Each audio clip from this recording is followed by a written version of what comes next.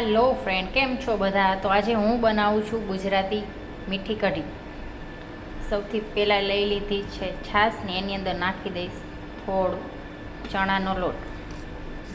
તો લઈ લીધું છે આપણે તપેલાની અંદર થોડું તેલ, ને તેલની અંદર નાખી દઈશું થોડી રાઈ,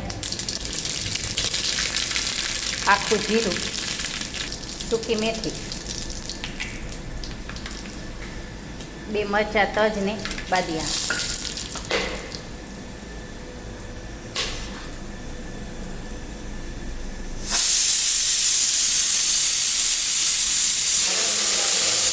વઘાર કરી દઈશું. હવે હું એની અંદર નાખી દઉં છું આદુ, લસણ ને મરચાં મિક્સરમાં ક્રશ કરી દીધા છે.